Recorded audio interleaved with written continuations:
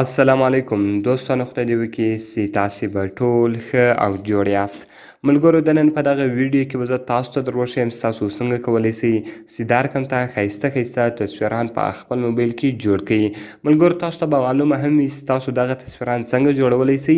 نو ملګرو، په دغه ویډیو کې به زه تاسو ته در وښیم چې تاسو څنګه کولی سئ چې دا رقم ته تصویران جوړ کړئ او دغه د فوټولیب لوګو له خپلو تصویرانو څخه ختم کړئ. نو که چیرې بیا تاسو تصویران جوړ کړئ، تاسو هغه سیو کړئ، نو دغه لوګو به نه وي سره روانه. نو ډېره ښایسته او خوندوره طریقه ده او ډېره اسانه طریقه ده.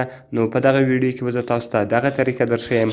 دغه ویډیو له موږ سره تر پایه وګورئ او ویډیو خامخا در سره لایک کړئ، له خپلو ملګرو سره یې شیر کړئ او د دغه رقم نورو ښایسته ویډیوګانو لپاره زموږ چینل سبسکرایب کړئ، ځکه په دغه چینل کې موږ ستاسو لپاره هره ورځ دغه رقم ښایسته ویډیوګانې اپلوډوو.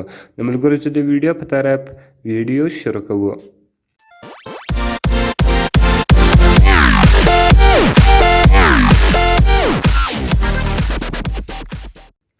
نو ملګرو، د دې لپاره به ما تاسو ته وویل چې تاسو به اول واري یو اپلیکیشن را ډاونلوډ کړئ. د دغه اپلیکیشن لینک ما تاسو ته د ویډیو په ډسکرپشن کې درکړې ده. تاسو ډېر په اسانۍ سره کولی سئ چې دغه اپلیکیشن له هغه ځای څخه ډاونلوډ کړئ. نو ملګرو، کله چې تاسو دغه اپلیکیشن له هغه ځای څخه ډاونلوډ کړئ، دغه رقم به دغه تاسو خلاص کړئ. نو کله چې ملګرو دغه تاسو خلاص کړئ، د دې څخه مین انټرفیس تاسو ته رااړوي. مین انټرفیس بیا دا رقم دلته دی تاسو ته راواړوي. نو دغه رقم که کوم ایډز را روان وو، هغه ایډز به تاسو کلوز کړئ. نو دغه رقم ملګرو، اوس دغه ټول افیکټسونه دي. په هر افیکټس کې که تاسو غواړئ چې د هغه تصویر جوړ کړئ، نو ملګرو دغه زیات افیکټسونه دي، هر څو افیکټس شته.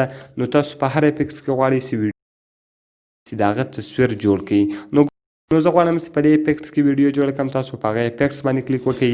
دغه رقم که تاسو په هر تصویر وښوئ، تاسو به صرف یوارې هغه تصویر وښیاست او دغه رقم ملګرو، هغه دلته تاسو د هغه سایز ورښوولی سئ چې په کوم سایز کې تاسو غواړئ چې د هغه تصویر جوړ کړئ. نو ملګرو، زه دا سایز ورښیم. دغه رقم به تاسو د نیکسټ په بټن باندې کلیک وکړئ. کله چې ملګرو تاسو د نیکسټ بټن باندې کلیک وکړئ، دغه رقم به دغه تاسو کلوز کړئ. دغه رقم ملګرو پروسیسینګ روان ده. 1/2 ده ملګرو، یو پرس وو. دغه رقم به دغه 2 پرسي. نو بیا به ستاسو تصویر جوړ سي. کله چې ملګرو ستاسو تصویر جوړ سو، نو دغه به تاسو څنګه بغیر لوګو سي ووي. نو ملګرو، زما تصویر اوس جوړ سو. دغه رقم به ملګرو تاسو راولاړ سئ. له دې څخه به سکرین شاټ واخلئ. نو ملګرو، زه له دې څخه اوس سکرین شاټ اخلمه.